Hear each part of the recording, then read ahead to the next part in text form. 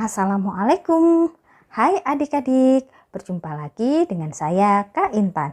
Pada kesempatan kali ini, Kakak akan mengajak adik-adik untuk belajar mengenai oogenesis.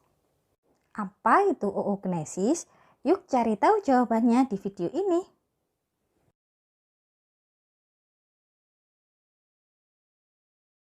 Sebelum memulai video ini, jangan lupa untuk subscribe, like, share, dan komen agar kakak lebih semangat untuk membuat video-video selanjutnya. Yuk, kita mulai pembahasannya. Oogenesis adalah proses pembentukan sel kelamin pada perempuan. Sel kelamin ini kita sebut dengan sel telur.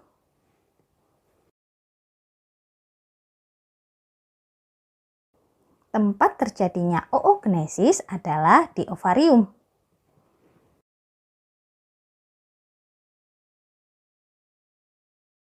Oogonia ini adalah sebutan untuk sel telur yang belum matang.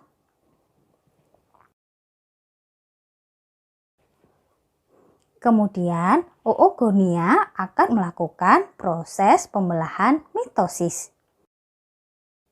Pembelahan mitosis ini akan membentuk oosit primer. Oosit primer ini akan bermeiosis menjadi dua bagian oosit sekunder.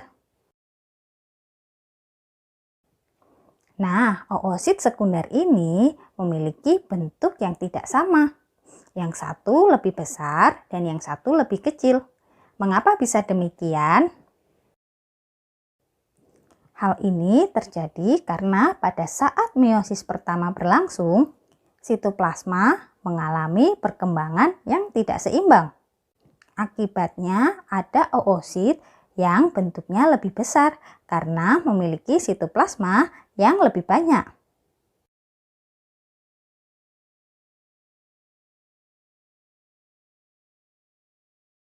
Oosit yang berukuran kecil memiliki jumlah sitoplasma yang lebih sedikit. Oosit yang berukuran lebih kecil ini disebut juga dengan badan polar yang pertama. Setelah itu, oosit sekunder yang memiliki ukuran lebih besar mengalami pembelahan meiosis yang kedua.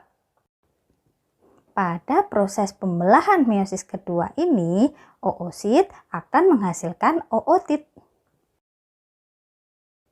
Selain itu, badan polar pertama juga akan membelah. Proses pembelahan ini akan menghasilkan dua badan polar yang kedua.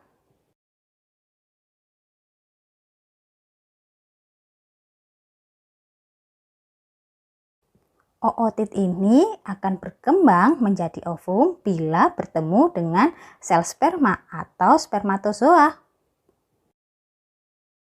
Apabila ootit ini bertemu dengan sel sperma, maka terjadi proses pembuahan atau fertilisasi. Lalu, apa yang terjadi jika ootit tidak bertemu dengan sel sperma? Yang terjadi adalah proses oogenesis akan terulang kembali dan seorang perempuan akan mengalami menstruasi. Demikian penjelasan kakak mengenai proses oogenesis. Semoga video ini dapat bermanfaat bagi adik-adik semua. Saya Kak Intan undur diri dan sampai jumpa di kesempatan lainnya.